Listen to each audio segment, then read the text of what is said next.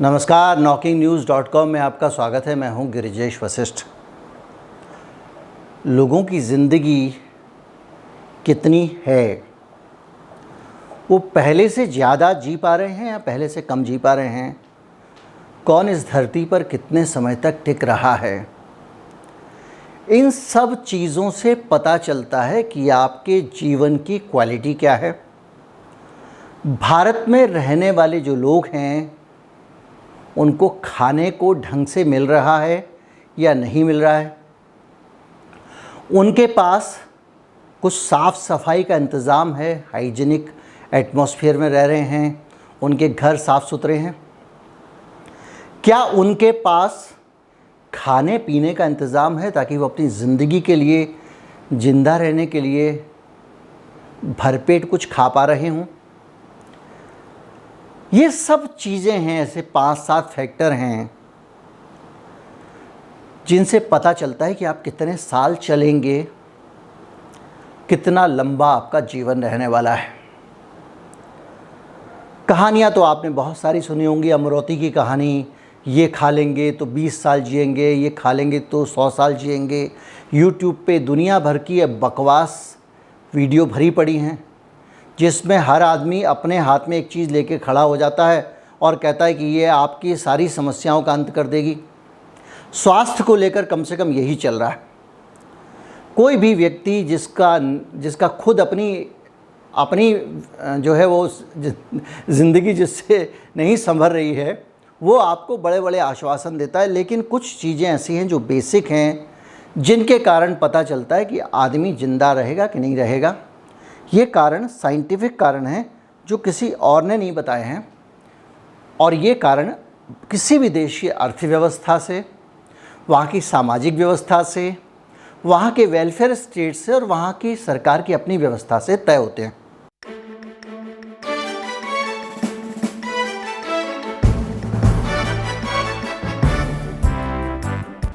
आदमी की दशा कैसी है, उसके पास खाने को है या नहीं है, पहनने को है या नहीं है, साफ़ सफाई से रह पाता है या नहीं रह पाता है,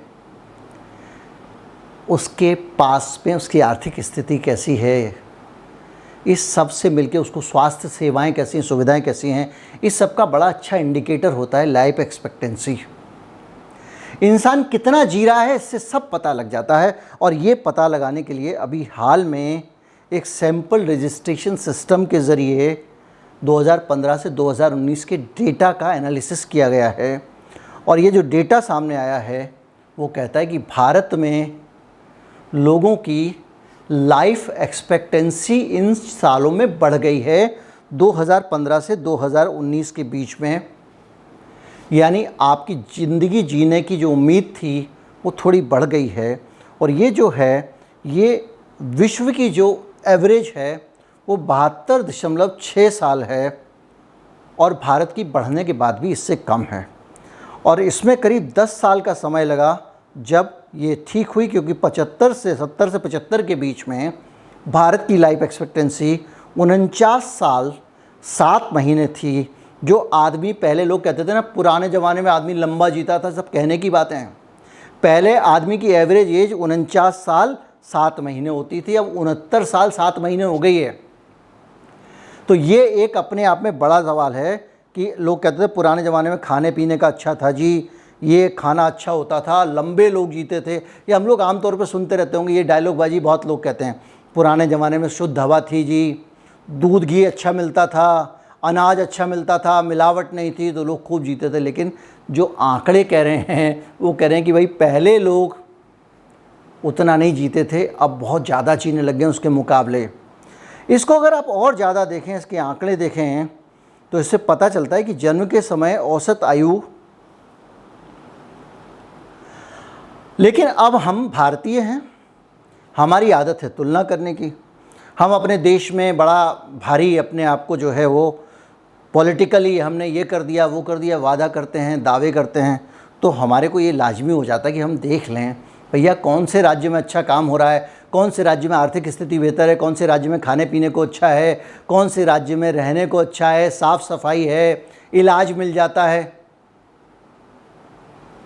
ताकि हम पता कर सकें कि किस राज्य में ज़्यादा सुविधाएं हैं। तो अगर हम तुलना करें तो जो आंकड़ा सामने आता है सर्वे का, वो कहता है कि सबसे ज़्यादा उम्र तक आदमी अगर किसी स्टेट में जी रहा है पिछले 5 सालों में, 15 से 19 के बीच में, तो वो जी रहा है दिल्ली का आदमी, और उसकी उम्र है, औसत उम्र 75 साल 9 महीने। आप सोचिए, और जबकि महिलाएं तो और ज़्यादा जी रही हैं, 77 साल 5 महीने एवरेज एज है दिल्ली की महिला की। इससे आप अंदाज़ा लगा सकते हैं कि स्थिति क्या है। दूसरे नंबर पे आता है केरल। केरल में आदमी की उम्र 75 साल 2 महीने है, यानी उसके पास खाने को भी है, उसके पास साफ सुथरी ज़िंदगी है, उसकी आर्थिक स्थिति भी ठीक है, मानसिक स्थिति भी ठीक है, और उसको इलाज भी सरकार की तरफ से मिल जाता है। ये केरल का आंकड़ा कह रहा है। तीसरे नंबर पे जम्मू एंड कश्मीर। वहाँ की ज़िंदगी, वहाँ की लाइफ एक्सपेक्टेंसी और वहाँ की जो खाने पीने की क्वालिटी है वो भी बाकी भारत से बेहतर है, और 74 साल के करीब वहाँ का आदमी 74 साल 2 महीने जीता है। हिमाचल चौथे नंबर पे है, वहाँ के आदमी की ज़िंदगी 73 साल है। पंजाब 5वें नंबर पे, जहाँ पे आदमी की ज़िंदगी 72 साल 8 महीने है। ये तो हो गए अच्छे अच्छे राज्य। अब बुरा बुरा, सबसे घटिया परफॉर्मेंस किसका उन राज्यों पे आते हैं। उत्तर प्रदेश 66 साल 2 महीने लाइफ एक्सपेक्टेंसी है। ये यूपी वाले जात धर्म में घुसे रहते हैं। जात धर्म, अंधविश्वास,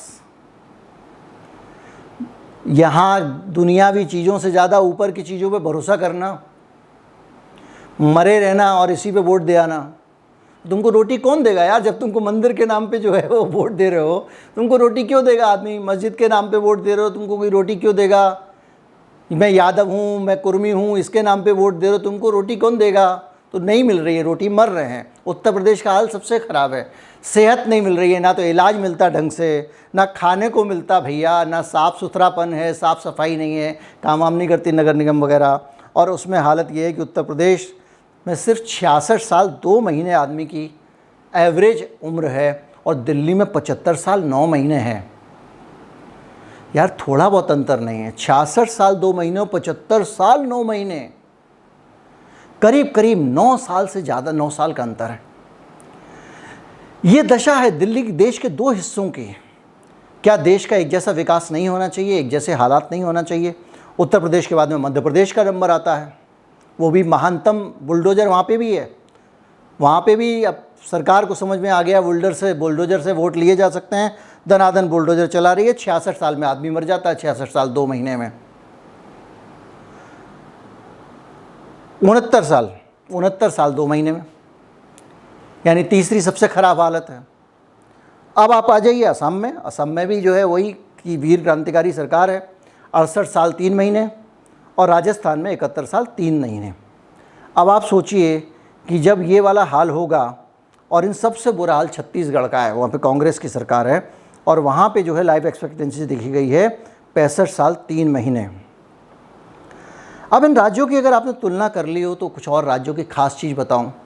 उत्तराखंड बहुत विकास हो रहा है, ये हो रहा है उत्तराखंड में। हर दूसरे तीसरे दिन दिल्ली के अखबारों में उत्तराखंड की सरकार के पूरा पन्ना भर के 2-3 विज्ञापन मिल जाएंगे। उसमें मुख्यमंत्री अपना भी फ़ोटो छाप लेते हैं, मोदी जी का भी बड़ा फ़ोटो छाप देते हैं, और बस सबको लगता है सब हरा हरा है। वहाँ पे लोगों की लाइफ एक्सपेक्टेंसी कम हो गई है, यानी जो पहले आदमी जितना जीता था उससे कम जी रहा है। और आप अगर देखें तो ओडिशा ने 45 साल में 24 साल जोड़े हैं, वहाँ उनकी जीवन प्रत्याशा 69 साल 8 महीने हो गई है। तमिलनाडु दूसरे नंबर पे है, उन्होंने 45 साल 7 महीने से 72 साल 6 महीने कर दिया।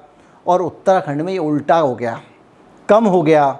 पहले 71 साल तक जीता था आदमी, 2014 तक 71 साल 7 महीने, अब वो 19 आते आते 70 साल 6 महीने में ही मर जा रहा है। कुछ तो गड़बड़ है। और ये इंडेक्स, ये इंडिकेटर सीधा सीधा इन चीज़ों से जुड़ा है कि आपका खान पान कैसा है, आपकी आर्थिक स्थिति कैसी है, आपको पौष्टिक भोजन मिल रहा है कि नहीं मिल रहा है, हाइजीन कैसा है। ये सब चीज़ें बेसिक चीज़ें हैं जिनसे ये जुड़ा है इंडिकेटर, और इस सब के आधार पे आप पता कर सकते हैं कि इन राज्यों की स्थिति क्या है। लेकिन अब हम आपसे बात करें, अपने बारे में भी सोचें, आप अपने बारे में भी सोचें, तो जो सबसे इम्पॉर्टेंट चीज़ है वो ये है कि आप नियमित जीवन जी रहे हैं कि नहीं जी रहे हैं, जो विज्ञान से सिद्ध हो गया है। यानी हेल्दी लाइफस्टाइल होना चाहिए आपका, आपकी जीवनचर्या ऐसी होनी चाहिए, स्वास्थ्यवर्धक होनी चाहिए, चलें फिरें, मेहनत करें, भोजन पौष्टिक होना चाहिए, अच्छा खाना खाएं, सब तरह का खाना खाएं, दाल भी खाएं, चावल भी खाएं, सब्जी भी खाएं, सब तरह की चीज़ें, फल भी खाएं, तो आपको सब तरह के पौष्टिक तत्व मिलेंगे। ये माना जाता है आमतौर पे कि ए, सी और ई, ये तीनों विटामिन अगर संतुलित हैं तो जीवन मनुष्य का लंबा बढ़ जाता है, और जाहिर बात इसके लिए भोजन चाहिए। इसके अलावा हाइजीन, अगर आप साफ़ सुथरे नहीं रहते हैं, आपके आसपास गंदगी है, वातावरण में बैक्टीरिया, वायरस वगैरह ज़्यादा हैं, तो आपके लिए मुश्किल हो सकती है। यही सब चीज़ें छोटा मोटा मिला के, वैसे तो 7-8 इंडिकेटर हैं, लेकिन मोटी मोटी चीज़ें यही हैं जो आपको बताती हैं कि किस तरह से आपकी लाइफ जो है वो लाइफ एक्सपेक्टेंसी बढ़ाई जा सकती है। एक इंडिकेटर एक्सीडेंट का भी है। अब एक्सीडेंट हमारे हाथ में नहीं होते हैं, वो दुर्घटना होती है, उसको हम कुछ नहीं कर सकते। लेकिन ये एक पक्का मान के चलिए कि इंसान को अगर लंबा जीना है तो कुछ लोग कहते हैं कि एक पैग रोज़ ले लो, कुछ डॉक्टर साहब कहते हैं, कुछ लोग कहते हैं जी नहीं वो सुबह उठ के गर्म पानी पीने से लाइफ बढ़ जाती है, कुछ लोग कहते हैं ये करने से बढ़ जाती है, वो करने से बढ़ जाती है। अब मैं उसमें से किसको सही बोलूँ किसको गलत बोलूँ, इस बारे में मेरे पास ना तो अथॉरिटी है ना मेरे को पता है।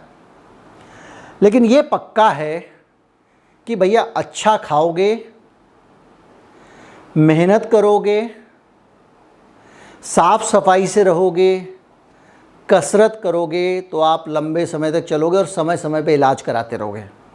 ये नहीं है खांसी हो रही है, अरे कोई नहीं ठीक हो जाएगी 15 दिन में, कोई नहीं चले जाएंगे डॉक्टर के पास में, कोई नहीं मैं कुछ गुड़ खा लेता हूँ, तो भैया आधे मामले में तो वायरस बैक्टीरिया वगैरह शरीर खुद ही काबू कर लेता है। 90% मामलों में कर लेता है, 95% में कर लेता है। लेकिन मामला जब बिगड़ जाए तो हेल्थ फैसिलिटी की ज़रूरत होती है, तब वेंटिलेटर चाहिए होता है, तब आईसीयू चाहिए होता है। अगर वो फैसिलिटी पास में है तो आपका जीवन लंबा चल सकता है। यही सब निचोड़ है इसका, बाकी आंकड़ेबाजी है। उम्मीद करता हूँ वीडियो आपको अच्छा लगा होगा, ज़्यादा से ज़्यादा लोगों तक पहुँचाएँ, और ये मान के चलिए कि ये स्वास्थ्य और शिक्षा ये मूलभूत मुद्दे हैं, रोज़गार मूलभूत मुद्दा है, इनकी तरफ ध्यान दीजिए। बाकी के मुद्दे मनोरंजन हो सकते हैं, कुछ भी हो सकते हैं, लेकिन वो मुद्दे किसी लोकतांत्रिक देश के मुद्दे नहीं हो सकते। उम्मीद करता हूँ वीडियो अच्छा लगा होगा। अच्छा लगा हो तो ज़्यादा से ज़्यादा लोगों तक पहुँचाए, चैनल को सब्सक्राइब कर लें। नमस्कार, जय हिंद।